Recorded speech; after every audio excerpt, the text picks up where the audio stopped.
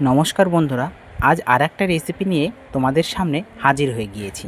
তো তার জন্য আমার লাগছে পেঁয়াজ, আদা, রসুন আর শুকনো লঙ্কা।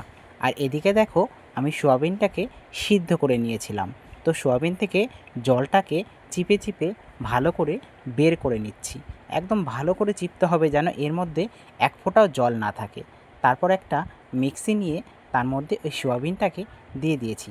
আর তার মধ্যে দিয়ে দিয়েছি পেঁয়াজ, সামান্য আদা, সামান্য রসুন আর দিয়ে দিয়েছি কয়েকটা শুকনো লঙ্কা আর দিলাম কাশ্মীরি লঙ্কার গুঁড়ো আর সামান্য পরিমাণে স্বাদ মতন লবণ। তারপরে এটাকে ভালো করে মিক্সিতে দিয়ে দেব সামান্য পরিমাণে বেসন। তো তোমরা চাইলে বেসনটাকে পরেও অ্যাড করতে পারো।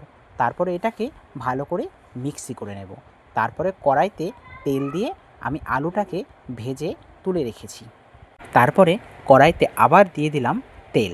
তারপরে ওই যেই মশলাটা আমি বানিয়েছিলাম সোয়াবিন দিয়ে, সেই সোয়াবিনের মশলাটা দিয়ে কী বানাচ্ছি, বড়া। ছোট ছোট বড়া করে লাল লাল করে ভেজে তুলে নেব। এরপরে কড়াইতে তেল দিয়ে দিব। তেল দিয়ে গোটা গরম মশলা ফোড়ন দেব। তো ফোড়ন দেওয়ার পরে আগে থেকে যে টমেটোগুলো কেটে রেখেছিলাম, তো সেই টমেটো এর মধ্যে দিয়ে ভালো করে নাড়িয়ে নেব। তোমরা চাইলে টমেটোটাকে পেস্ট করে নিতে পারো। তারপরে এর মধ্যে দিয়ে দেব ওই আদা, রসুন, পেঁয়াজ আর শুকনো লঙ্কার একটা পেস্ট। তো সেই পেস্টটা দিয়ে ভালো করে কড়াইতে দিয়ে নাড়িয়ে নেব। তারপরে দিয়ে দেবো পরিমাণ মতন হলুদ, পরিমাণ মতন লবণ আর দিয়ে দেব পরিমাণ মতন কাশ্মীরি শুকনো লঙ্কা। তারপরে এটাকে ভালোভাবে কড়াইয়ের মধ্যে নাড়তে থাকবে। যতক্ষণ না এর থেকে তেল বেরোচ্ছে ততক্ষণ এটা কড়াইয়ের মধ্যে ভালো করে নাড়তে হবে।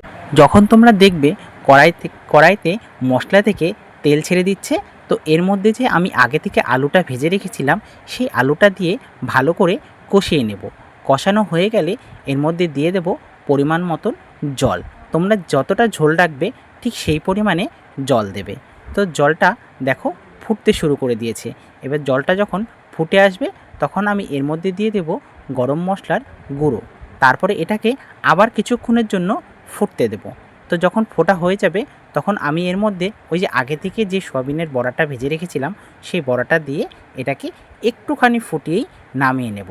তো দেখো কেমন রসালো দেখতে হয়েছে। এটাকে গরম গরম ভাতের সাথে খেতে আশা করি তোমাদের ভালোই লাগবে। তো আমার রেসিপিটা কেমন লাগলো কমেন্ট করে দেবে।